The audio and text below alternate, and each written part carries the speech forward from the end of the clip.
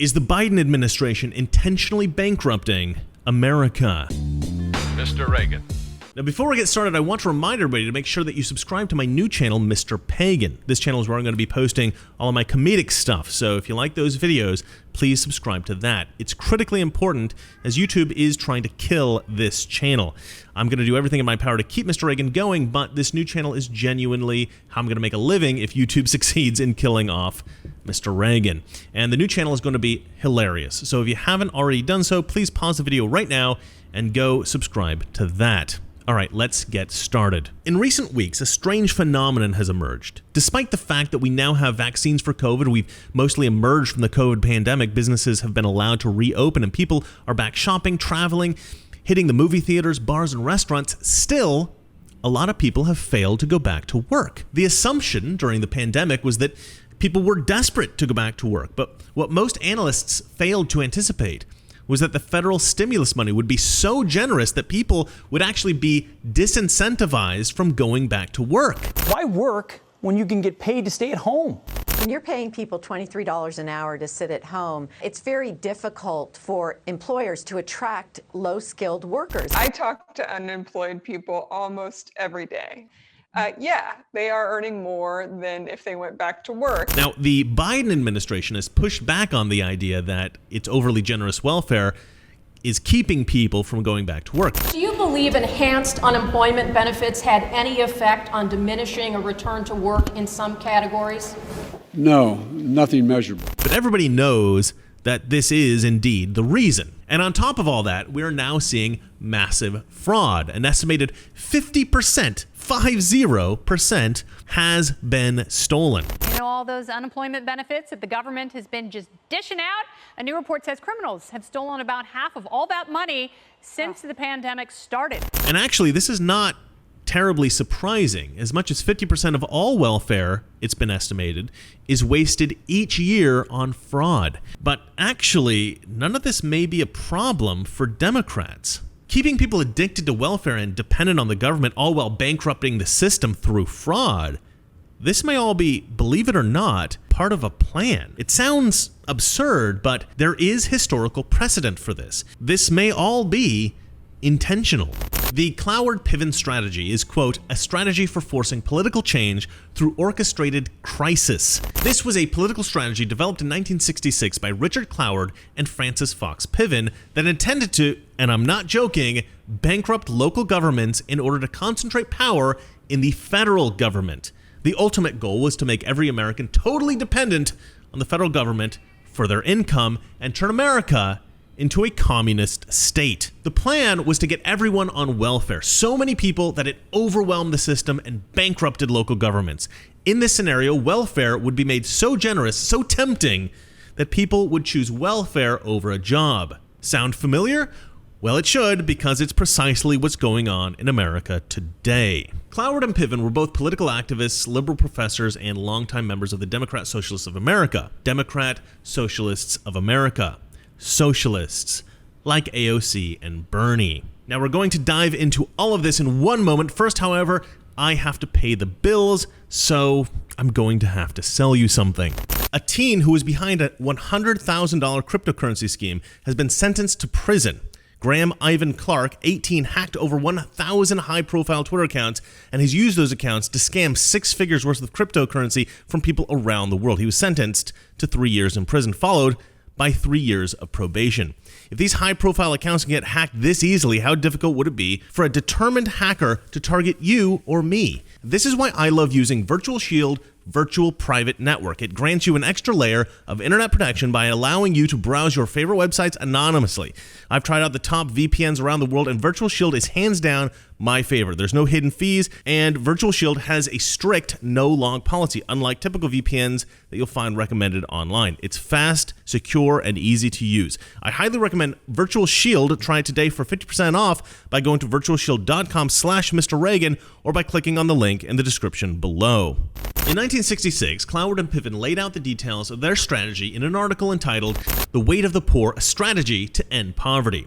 In their own words, it's our purpose to advance a strategy which affords a basis for a convergence of civil rights organizations, militant anti-poverty groups, and the poor.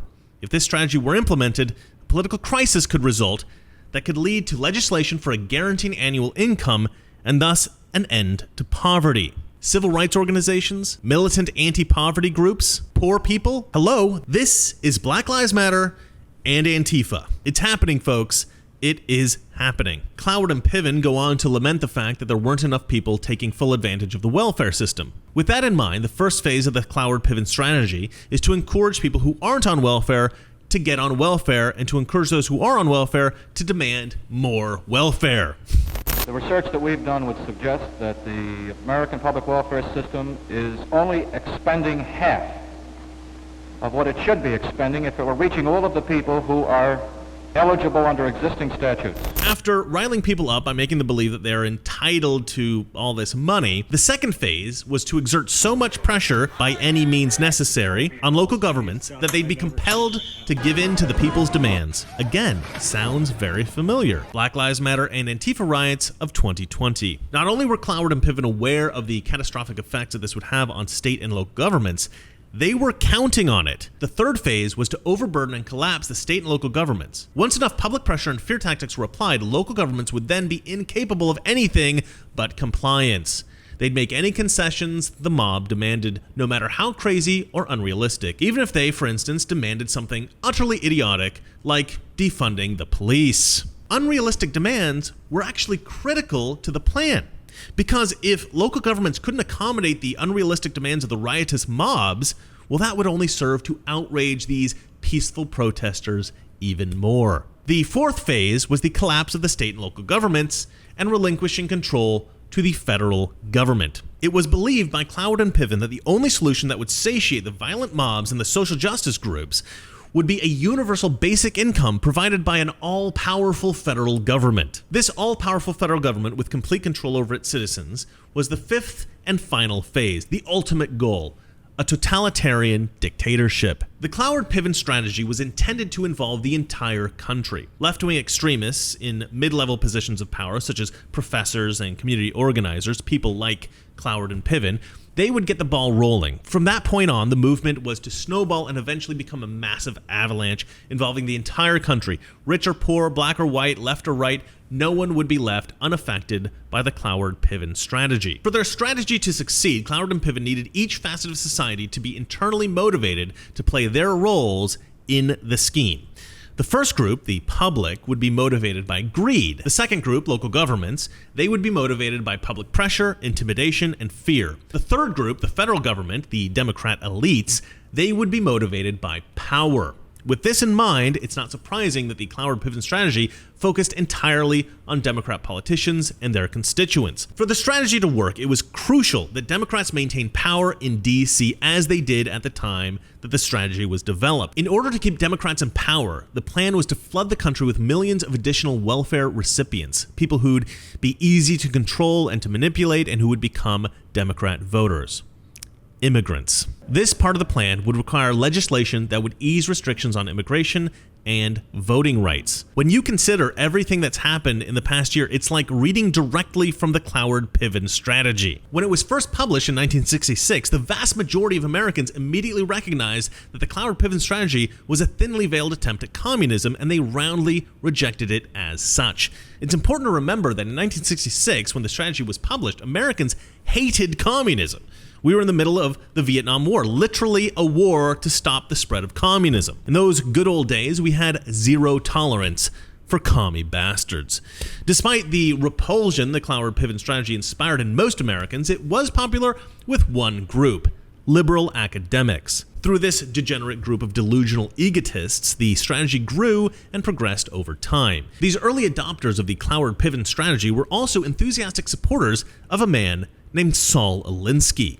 His best-selling book, Rules for Radicals, became a sort of guidebook for implementing the Cloward-Piven strategy. Basically, the con man Saul Alinsky worked out political tactics to prime Americans to embrace communism without their ever realizing it. Some of the followers of Saul Alinsky's radical ideas became professors, recruiting students to the cause, but others went into politics. You may recognize some of their names: Barack Obama, George Soros, Hillary Rodham Clinton. In 1993, in one of his first acts as president, Bill Clinton signed the Motor Voter Law. The new law eliminated many controls on voter fraud. And as I mentioned just a moment ago, relaxing voting restrictions is a critical aspect of the Cloward-Piven strategy. Facilitating voter fraud, well, that's merely a step further in that same direction.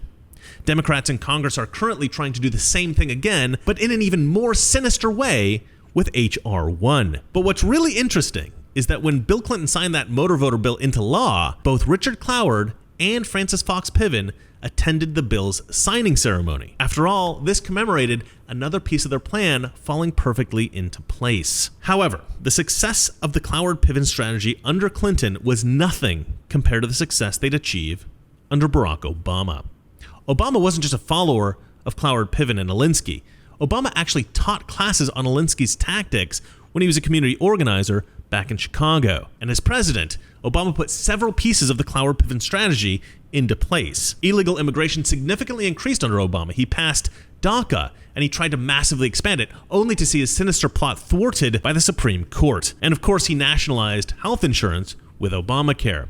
But perhaps worst of all, Obama severely inflamed racial divisions in America. Obama could have quelled racial tensions in America. Obama's family is white. He went to an elite, mostly white school in Hawaii. Obama lived a charmed life facilitated exclusively by white Americans, and yet, instead of gratitude, Obama adopted all of the disgusting, race-baiting rhetoric of the left. Instead of saying that America is not a racist country and that white and black Americans can live together harmoniously, he adopted the idea that we live in a systemically racist country. He adopted the idea that we live in a country controlled by racist white Americans who intentionally oppress black people. And he adopted these ideas knowing that they're absolute lies. His own life experience belies these delusions, and yet he repeated them as if they were fact. And he's still at it. Just the other day, he ridiculed conservatives for their concern over the vile racist teachings of critical race theory. There are certain right-wing media venues, for example, that monetize and capitalize on stoking the fear and resentment of a white population that is witnessing a changing America. Lo and behold, the single most important issue to them apparently right now is critical race theory. Who knew that was the threat to our republic? Obama's divisiveness eventually culminated in the formation of the racist domestic terrorist organization Black Lives Matter. Barack Obama's presidency moved the country dangerously close to achieving Cloward and Piven's ultimate goal of turning the U.S. government into a permanent communist state run by left-wing globalist Democrats. By the end of Obama's second term, the Cloward-Piven strategy was on the precipice of success. And so it was only natural that Saul Alinsky's own protege, Hillary Clinton, should be chosen to carry the torch and take the U.S. across the line. Throughout her campaign, everything appeared to be on track. They were absolutely confident that they'd win the 2016 election, especially against the completely unpresidential Donald Trump. The Democrats were completely blindsided. The moment Donald Trump won the presidency, the Democrats began their efforts to remove him from office, again by any means necessary. This was not part of their plan. Donald Trump may have done more than just spare us the flinty voice of Madam President Hillary Clinton for 4 years. He may have just saved the republic. In just one term, Trump was able to overturn much of the Cloward-Piven policies which had been destroying the country. Trump helped America to get back on her feet and to get moving again in the right direction, up. Despite the best efforts of Democrat politicians and the left-wing media, Trump's popularity only increased over the 4 years he was in the White House. 2020 was looking like a landslide victory for the billionaire businessman who saved America, and this would not do. Now, Joe Biden is nobody's idea of a great candidate, but for the corrupt players running the Democrat Party, he was actually better than that. An utterly controllable puppet. After getting him in office, they prominently went to work reinstituting their Cloward-Piven policies. Biden's handlers pushed tyrannical executive order after tyrannical executive order in front of the old man, pointing to them and saying, "Sign." These orders immediately halted Trump's successful policies and replaced them with policies that would clearly damage the country. But the linchpin here, the rocket fuel that really set Cloward-Piven's strategy into the stratosphere, was the pandemic. COVID gave Democrats every excuse they needed to accelerate the Cloward-Piven strategy. By locking everything down, a massive chunk of the American populace was forced to become dependent on the state.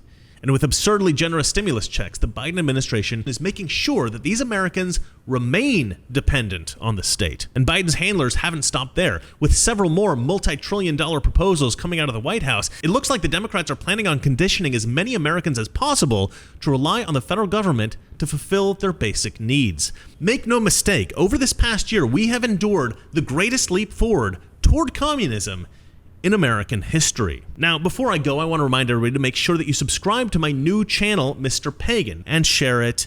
I mean, I've got such a small reach now that I have to rely on the few people that do watch my shows to share my Mr. Reagan videos and my Mr. Pagan videos, with everybody that you know. So let's try to build that channel and fight back against YouTube's attempts to destroy this channel. So if you haven't subscribed, please stop the video now and go there and subscribe. Well, that's it for me. And remember, it's not that our liberal friends are ignorant. It's just that they hate America. Good night. Those who would trade our freedom for the soup kitchen of the welfare state have told us they have a utopian solution of peace without victory. They call their policy accommodation. They say we offer simple answers to complex problems. Well, perhaps there is a simple answer. That we want our national policy based on what we know in our hearts is morally right.